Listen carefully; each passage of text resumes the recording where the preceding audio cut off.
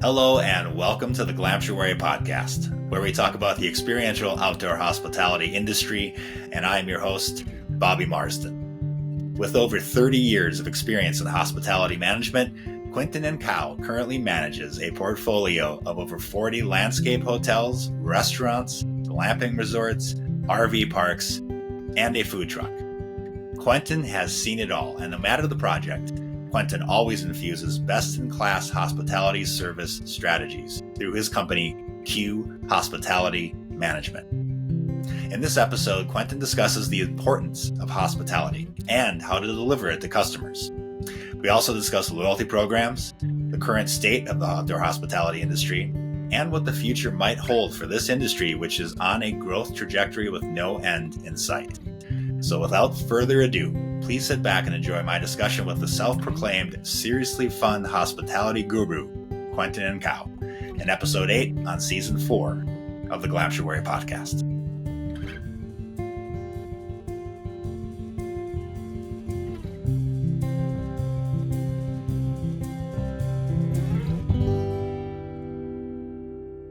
Quentin, wonderful to have you on the Glamptuary podcast. Thank you so much for having me. I've wanted to be here for a while, so I appreciate the invite. Oh, for sure. Well, that's always great to hear. Well, I've wanted to talk to you for a while because you obviously are a wealth of knowledge, having such an extensive background and what looks to be a very diverse portfolio of clients that you consult with. But before we dive into those clients, why don't you tell us and our listeners and viewers a little bit about you and a little bit about Q Hospitality Management and what you offer for outdoor hospitality? Sure, absolutely. Thank you again for having me. Boy, it goes back many, many years, but I started out in the hospitality industry. Let's call it late 80s, early 90s in Santa Barbara, California. Worked at beautiful luxury properties up in the hills of Montecito, worked in San Francisco, worked in New York City, worked at Pebble Beach in Monterey, Carmel, worked in Seattle. Had an amazing career in independent luxury hotels, which was always my focus. It was the side of the industry I loved. It was the side of hospitality where you could create an experience. You could think outside the box. You weren't mandated by the brands to wear a certain color or say a certain, word or wear a name tag or what have you. And I always enjoyed that and spent my entire career in the independent luxury hotel side of the business until I started Q Hospitality Management, which was in 2012 in Seattle. And the purpose of starting Q Hospitality was to cater to the independent hotel side of the industry that I had been an employee of for so many years. And so we started out back in the day when food trucks were popular, helping out food trucks and doing recruiting, project management, task force, that type of stuff. And slowly but surely that morphed over time. We helped open many of the beautiful, iconic Pacific Northwest area lodges. We had clients from California to Florida to Chicago. It was wonderful. As time progressed, we kind of figured out that maybe food trucks weren't our focus and we should really stick with independent hotels, and restaurants weren't our focus. We should stick with independents because that was my background. And that was ultimately the background of my team that I had. I surrounded myself with smarter people in order to be able to help out any client that came to us. And so we pivoted slightly toward just independent hotels and heavily focused on opening hotels or helping them operate more efficiently and effectively.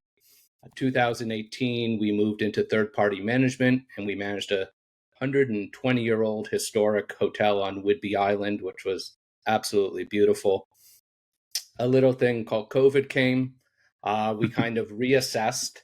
And honestly, just before that, we had started to see the excitement in outdoor hospitality, or the excitement in the higher end RV side of outdoor hospitality, and to a certain extent glamping.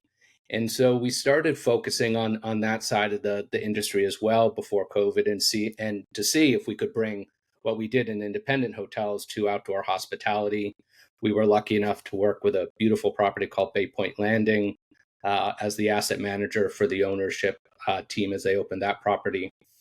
And that really caught our eye. And then COVID hit, and we went through COVID and came out of COVID with an extreme left pivot, if you will, or right pivot, into outdoor hospitality, and heavily focused on getting into the glamping side of things, the higher end RV side of things, RV resorts, RV parks, and really became very busy in on that side of the industry, which was amazing. And that ended up, being, and still is to this day, probably 90 to 95% of the folks that call us.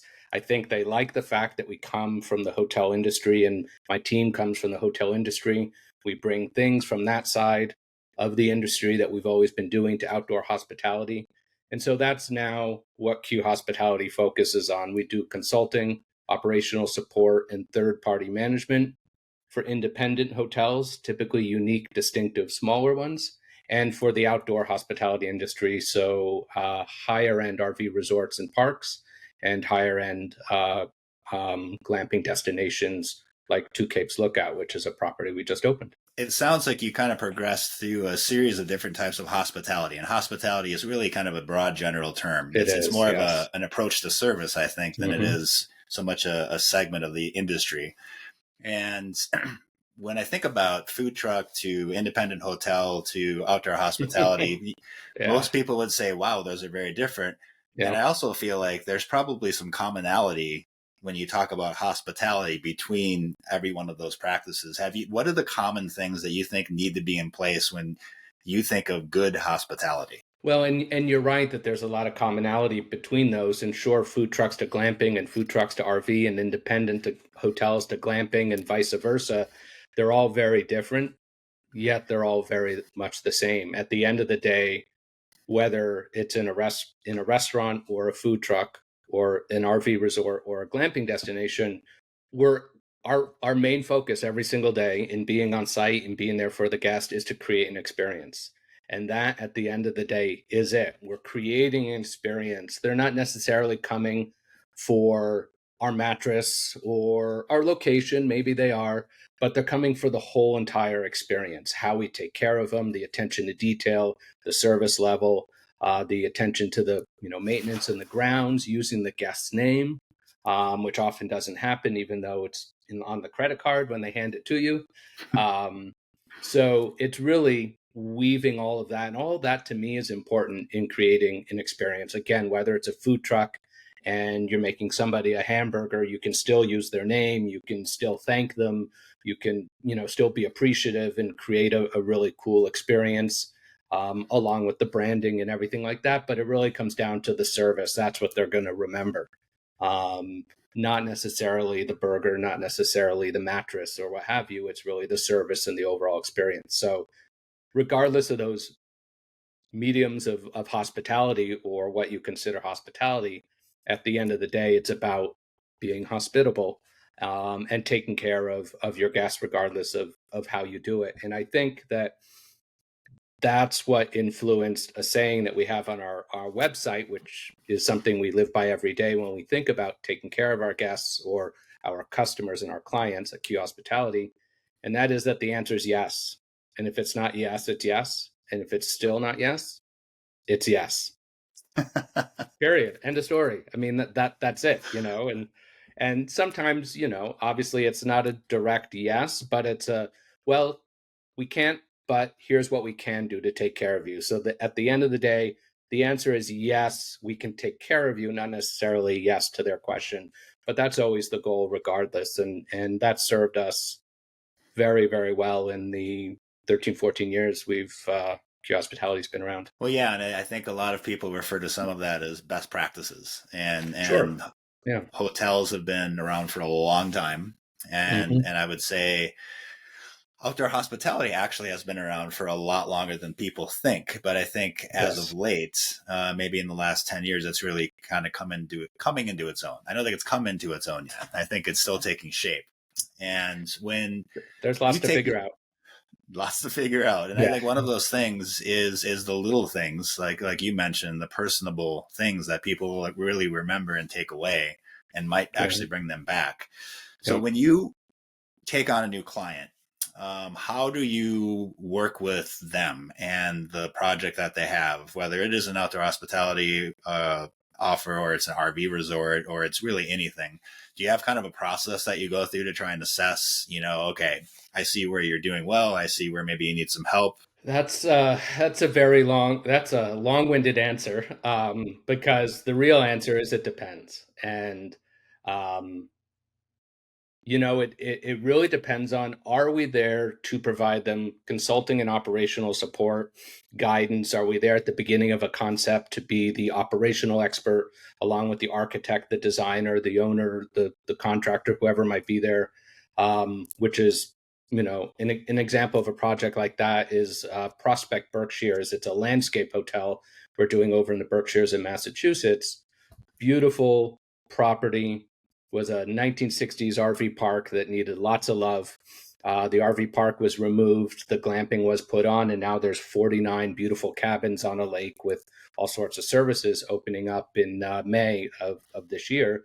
But that's an example of consulting. And so in that case, we would come to the table and understand where they're trying to go and what we bring to the table and how we blend our operational attention to detail along with the architect and the designer's attention to aesthetics and the build, and then the owner's desire, of course, realistic or unrealistic, to have what they would like at the property. And so we're always there, honestly, in a consulting situation as a referee, to say, well, okay, I see you want to design that, and I see we want to do this, but how is this going to work operationally? And where am I bringing, the terry and the linen, the garbage? How am I getting housekeeping there? So on and so forth. And that often morphs into, oh, really good point. Didn't think of the operational side. So we always come in strong, and that's our strength on the operational side of things because we are an operator. And so we want to bring that perspective to a project that we are consulting on so that they hopefully end up with the best possible product that they may be self-managing, in the end in that scenario. Um, for a project where we would be the management company, we would look at it very similar. We're always coming in to try to improve a property, increase its revenue, increase its occupancy, increase its service levels, build it a better tech stack, bring in our tech stack. But for new properties that we would come in and be the pre-opening consulting and then the management company, we would look at that a little differently because we have more say so in a project like that where we can be a little stronger with ownership and say, look, at the end of the day, we're going to run this for you. And this is what we would like to do. And we've proven successful. And we've done it at other properties and it ties with our tech stack or what have you, versus the consulting side. We're kind of neutral like Switzerland, and we just kind of refer the best things we think we can for the owner. And then we let the owner, make the decision and guide them through that. So regardless of which version of those projects, something we manage, something we consult on, we always want them to go, thank God they were here. It was great having them. We couldn't have done it without them, just for our small little piece of the big picture, because it's us and 20 other people that create a project. It's never just us. But we want them to, walk away going, I'm glad I called them. And that's honestly how we've gotten a lot of our business is we've paid it forward. We've done a lot of, volunteer consulting, if you will, volunteer advisory. We don't advertise. It's all organic. It's all been referral recommendation. It's really incredible. And I think that pay it forward mentality um, is really what's helped us and what's gotten us there. Well, I also think that mentality, and that's wonderful that you do it that way, is what's going to help this industry grow. If the people that are doing it, the operators and the founders and things like that, no matter where it is or what kind of offer they have, Right. see each other not so much as a competitor, but as a partner, even if they're a Yeah. different location. I think because again, this industry is still fairly new. Consumers are still Mm-hmm. trying to figure out what outdoor hospitality means, and what is glamping, what is not glamping. There's just so many kind of questions that get raised. You brought up an interesting point that I think a lot of people actually don't think about, and that's the tech stack. Mm. And it can sound like a Yeah, pretty intimidating set of words put together. it can. But And this can be a really long discussion too, depending yeah, on your opinion, but go for it. Well, I want to ask you, you obviously mentioned you have a tried and true method, and I also feel like you probably will uh, decide what's best depending on where the location is, what other things they're Exactly. trying to do. So there may be Yep. some go-to tech platforms that you use, but what are the common things that a newbie would need to think about or understand Mm, they need beyond just saying, "Oh, I can just create a Squarespace and people will book"? It's much yeah. more elaborate than that. What are the various stacks, if you will, that people need to have a functioning hospitality business? All of it. Next question. Um, uh, that's a really good question, and the true answer is all of it. But the real answer is what is all of it and what makes up a stack. Hmm. It's how many crackers are in that stack kind of thing, how many cookies in that stack.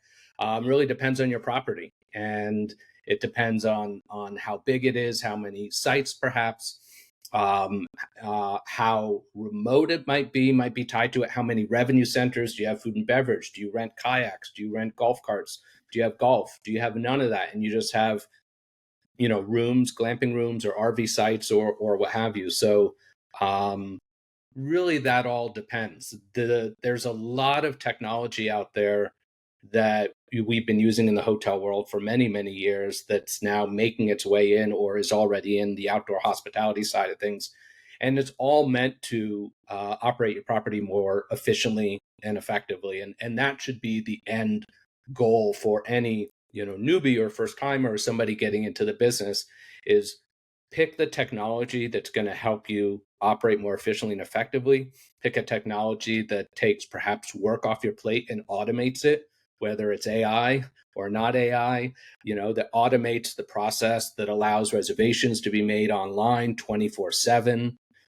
Don't fall back on the you have to call me or you have to fill out a form, because you're losing revenue when people want to book in the middle of the night and you're sleeping. You want to allow them to do that.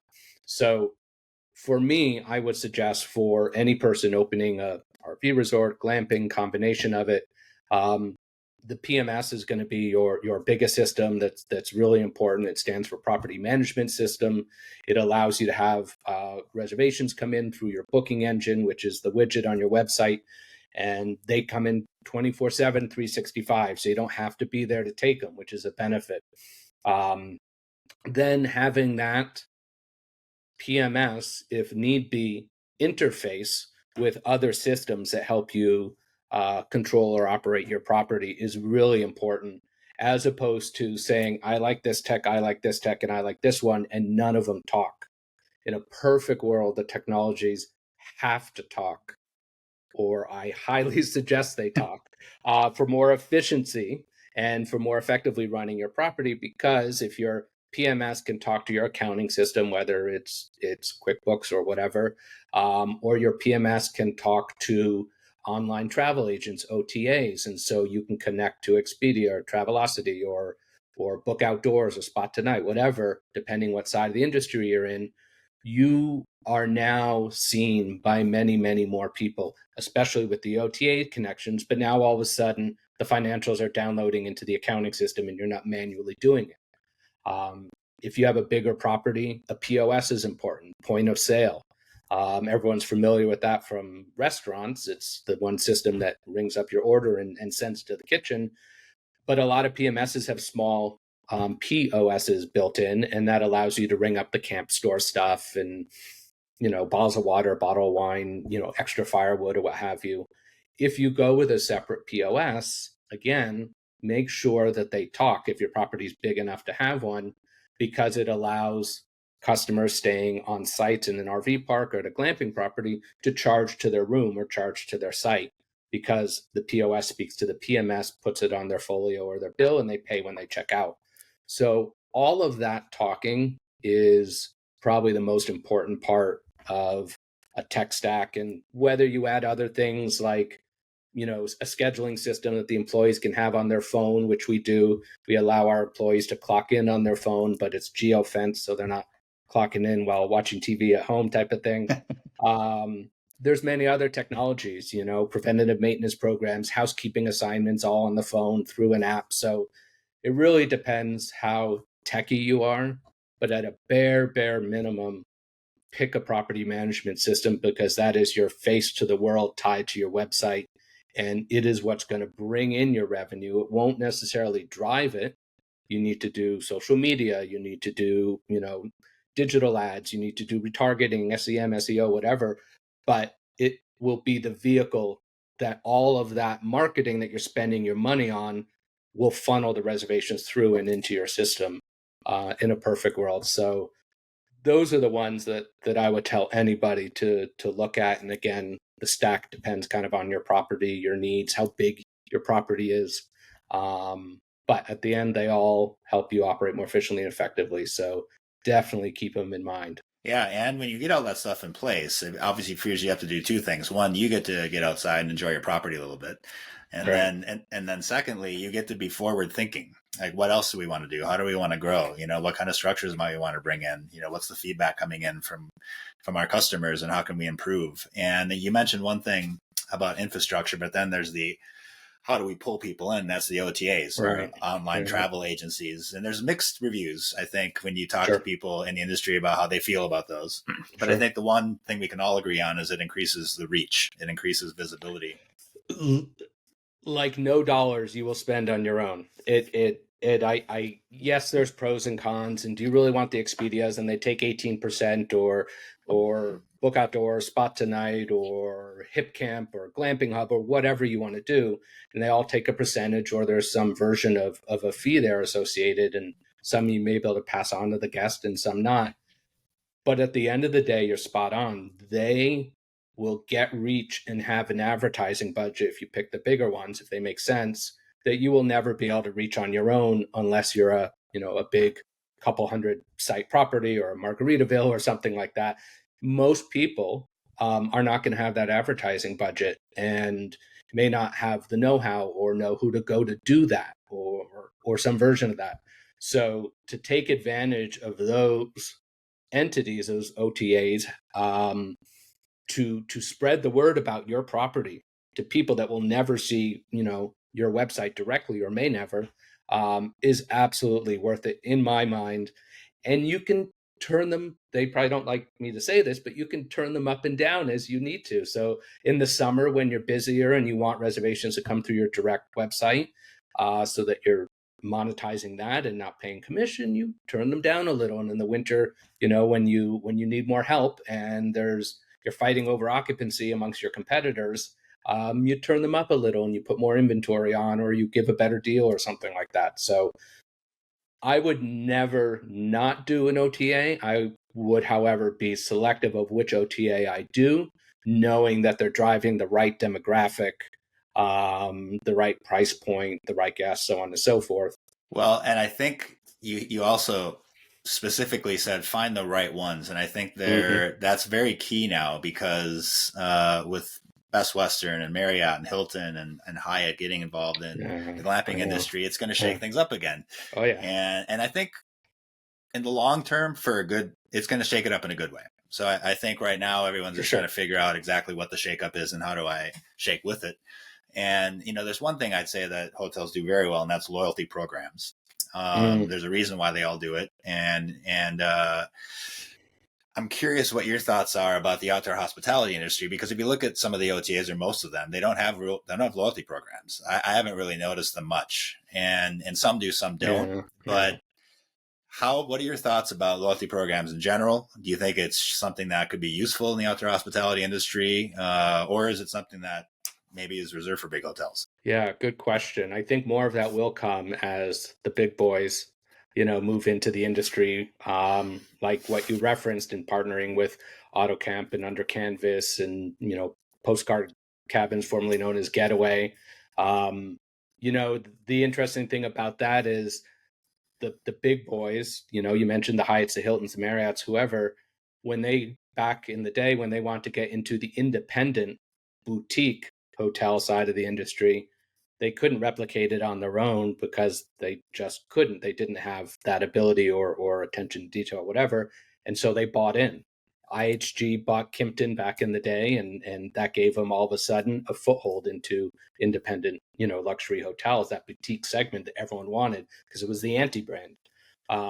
now that's kind of what I'm seeing, and taking away from what you're saying, but seeing, with some of these folks coming into the glamping, it's coming into its own, and it's becoming a legitimate competitor and form of lodging and hospitality, specifically the glamping side, not necessarily the RV, but talking about glamping right now.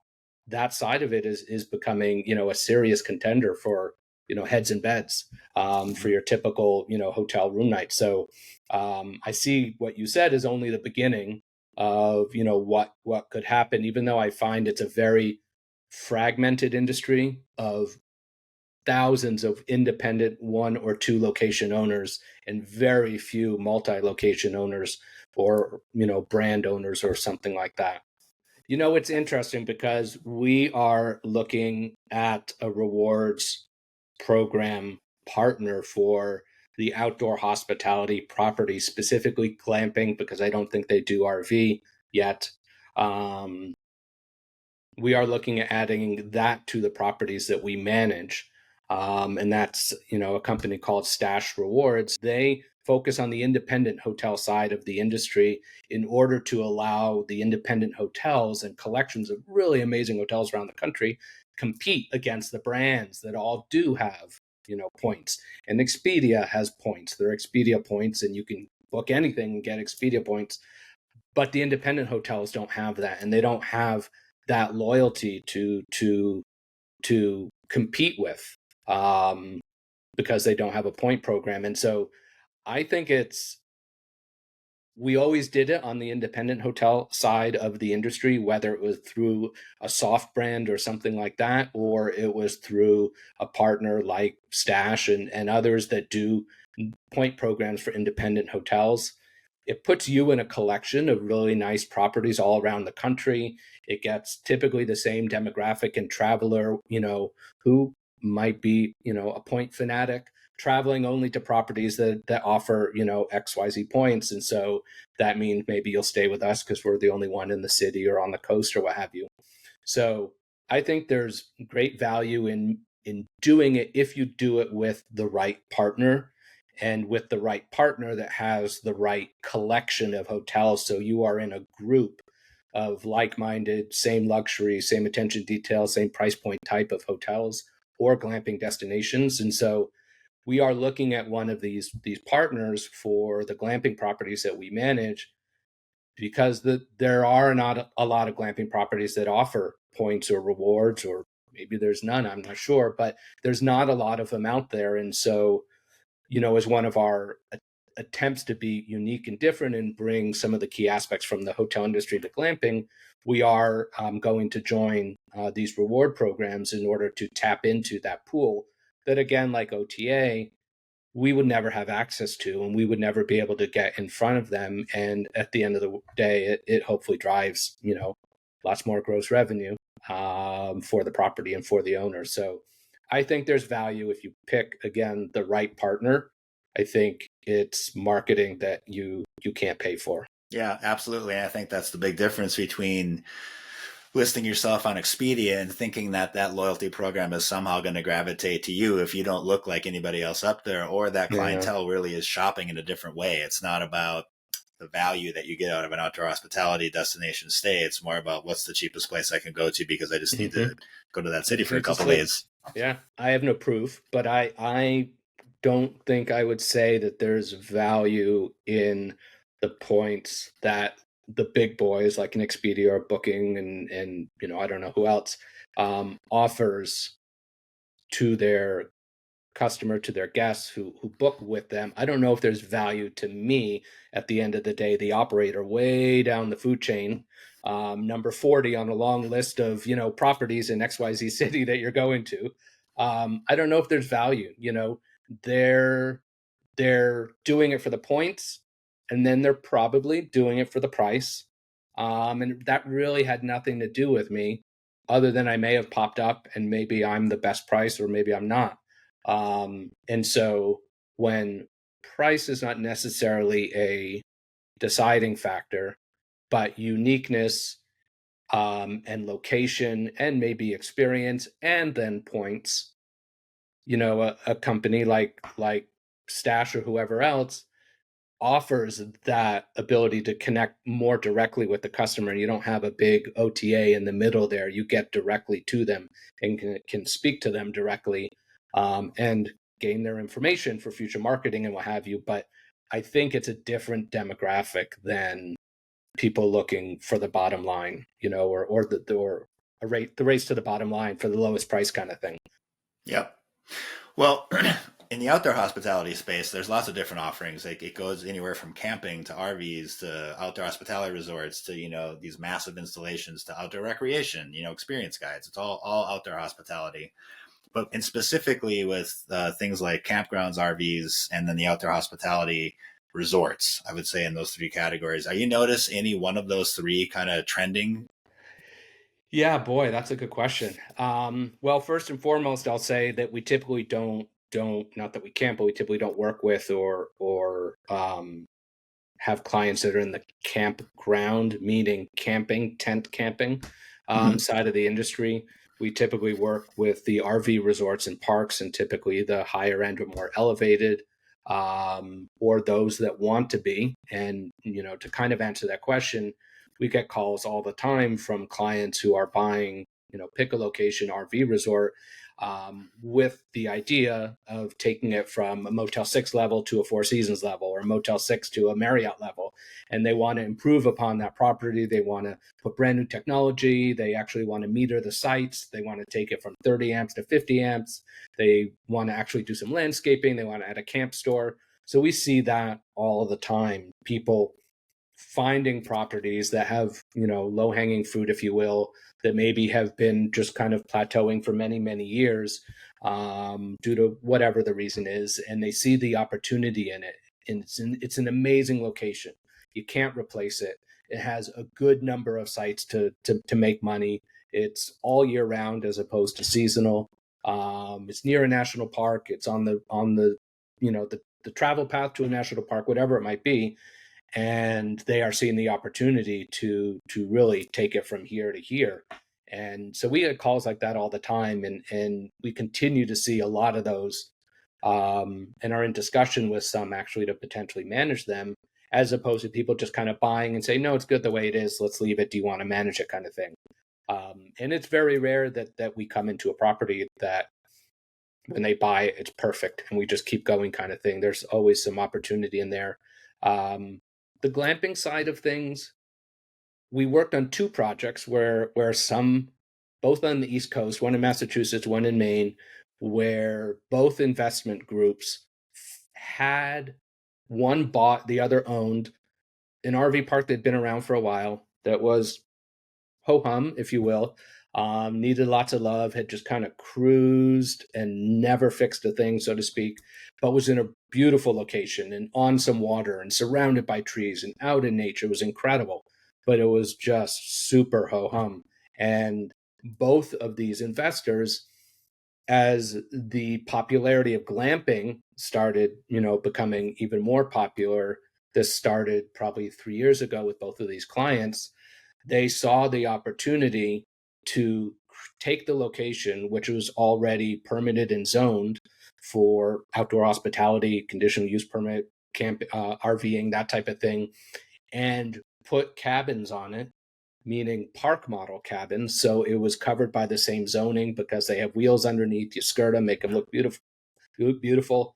Put park models on there and create a property that was already beautiful. It just needed to be scraped, landscaped, clubhouse added, beautiful cabins added, so on and so forth. And so both of these clients saw this opportunity, and one did it and is opening in May. The other went through the process and decided not to, Mm. at the time, for perhaps the cost of the conversion, which, at 50 to 60 cabins can, be very expensive depending on the infrastructure you have to do. But both of them saw this opportunity to go from $75 a night or $60 a night to $300, $400, $500, $600 a night on the exact same property, with obviously a considerable investment, but by a beautiful lake and in the woods and what have you. And so that we started to see as a popular way of taking an RV park in an amazing location that wasn't great and really taking it to the next level versus just improving upon the RV park and going from $75 to $95 a night kind of thing. But they're far and few in between, honestly. People doing that, or at least projects we've been a part of, they've either been pure RV or pure glamping, or a combination of the two. The other kind of combination, you kind of mentioned that glamping has kind of gotten, the word glamping means what? It's kind of got watered down over, the last, okay, glamorous camping, but what does that mean? Is it a tent? Is it a treehouse, yurt, shipping container, cabin, floating boat? Or all of the above. or all of them. Right, exactly. And I mean, at Two Capes Lookout, which is a property we just opened on the Oregon coast that we manage, we have mirrored cabins and geodesic domes. There's two more versions of glamping units, and I think what's become apparent where the hotel meets glamping and what we've seen changing is one developer will call a property with 40 cabins or 30 cabins or something, or 40 geodesic domes glamping, and another one will call it a hotel that just happens to have independent units around the property as opposed to all the rooms within four walls. And so that's kind of part of like, what is glamping and how do you define it? And is it defined by a unit that you sleep in, or is it just alternative lodging experience? Because we have clients calling the same thing two different names. And the third one to add on top of that is kind of this morph of hotels meets glamping called landscape hotels.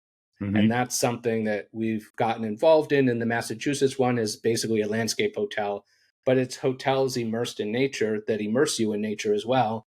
And typically you're in individual cabins with floor to ceiling glass, and you can see the moose and the bear and the elk and wherever you are. And you're in nature, whether you're inside or outside. It's like kind of like bringing nature into your unit. But that's 30 or 40 cabins immersed in nature. Well, isn't that a hotel over here? And isn't that glamping over here? So, and that's it at the end of the day. It's alternative lodging, and it's what people are picking because of the experience. And again, that goes back to not only the mattress and the cabin and the deer and the moose and the elk, but, also what are the amenities and how do they take care of you, and do they use your name, and so on and so forth. So, hospitality. Yeah. The answer is yes. I mean, There you go. That's it. Well, I have one last question for you, and you've done an amazing job kind of, helping to further define the various things that happen. Well, I mean, it is up in the air. It really depends on the person talking about it, and also how they want to present themselves. I think it partly goes into that, and how they want to sell themselves and what they feel is going to work. I don't know if that's counterintuitive to the industry or not, but no, but I also think it's tied to, you're right, how they want to look. Mm-hmm. Meaning, what do they want people to think of when they think of their property? Because in fairness, if you do think a hotel, you are thinking fancier, probably higher end, probably nicer. If you do think of glamping, even though you have $150 a night to, $600 a night or more, or, up the road in Montana, where we're based, there's a pause up and you can spend thousands of dollars a night glamping. Yep. So really, to me, it comes down to what do you want to experience, and what are you looking for? Because that spectrum is wide. Yeah, it totally is, and I think it's going to continue to get defined in some way, maybe, or maybe it never does. Who knows? Maybe it's the Wild West and it just stays that way. But it's just awesome lodging. That's all that matters. Awesome lodging. See, there you go. We just defined it. Oh, that's my next company. There you go. Well, there's a lot of people, I think, that are looking at this industry as awesome, whether they're consumers of it or they're people that want to shift out of their career and say, you know what, I want to do something awesome. And I want it to be lodging, and they want to approach the industry. What kind of advice would you have for someone that hasn't started yet? They haven't broken ground. They haven't found a location. They're just trying to figure out if this is something for them. Ultimately, at the end of the day, I think that I would tell any newbie who has never been in the industry and maybe doesn't come from a 24/7, 365 industry to to think about that, to understand that they may have stayed at under canvas and collective retreats and auto camp and wherever and had a really great time and they love it, but they were a guest and they were being taken care of. Now the shoe's on the other foot and you need to take care of the guests. And most properties are open 24/7, 365. You have to always be there for the guest. The holidays are the busiest time. When everyone else is off, you're working. Weekends, when everyone else is off, you're working. So I think the reality of understanding that is completely the opposite of a 9-to-5 job, completely the opposite of a business that's not open 24/7, 365 is important.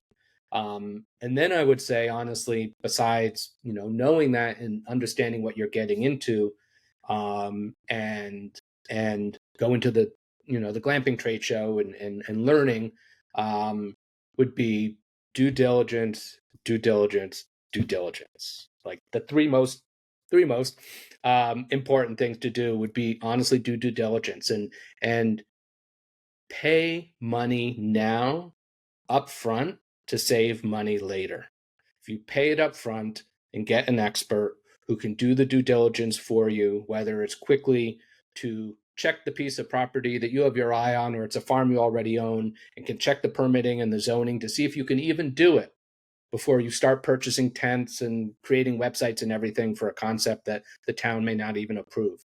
So invest in that. It's not very costly. There's, partners that are part of American Lodging Association that can do that for you. And they can tell you, okay, you can do XYZ on your property. If you wanted to, now go ahead and, continue that process. But invest in due diligence, invest in getting a pro forma created and a budget, because it'll tell you the reality of what could happen before you get there and it's too late and you've spent all your money developing this property and you didn't think about XYZ and you can't afford to have staff and now you're doing everything yourself. So due diligence, pro forma, and a lot of learning. Well, I thank you for dropping all the wisdom to everyone, and appreciate your time, Quentin. And I'm sure we'll be in touch. And I'm going to keep an eye on Two Capes and all the rest of your properties and all their various forms. And hopefully someday I'll get to stay at one or many of them. Come to Oregon, come to Massachusetts, or wait for the other ones to happen, and then we'll tell you where they are, and then we'll have you out there. And anyone, obviously, as that wants to come visit, feel free to reach out. Awesome. Well, have a great glamping season, and we'll see you down the trail. Thanks, Quentin. Sounds wonderful. Thank you so much. Appreciate it. I want to thank Quentin again for sharing his story and for laying out a very clear roadmap to success for anyone out there running an outdoor hospitality destination. Now, if you get bit by the hospitality bug and decide you want to open up an outdoor hospitality destination, Quentin would be the guy you want to talk to first. And if you're a seasoned vet and you want to simply expand your outdoor hospitality offering, Quentin is still the guy to talk to. And if you want someone to just simply run the show so you can retire, Quentin is the guy you want to talk to. To get in contact with Quentin, you can do so on his website, which is www.qhospitalitymanagement.com. And if you want to follow along on the Glamptuary podcast, you can do so on our website, which is www.glamptuary.com. That is www.glamptuary.com. You can also follow along on YouTube, Pandora Podcasts, Amazon Podcasts, Apple Podcasts, wherever you like to get your podcasts. We just ask that you follow us, and we thank you for doing so. We'll see you down the trail on the next episode, and until we do, be well.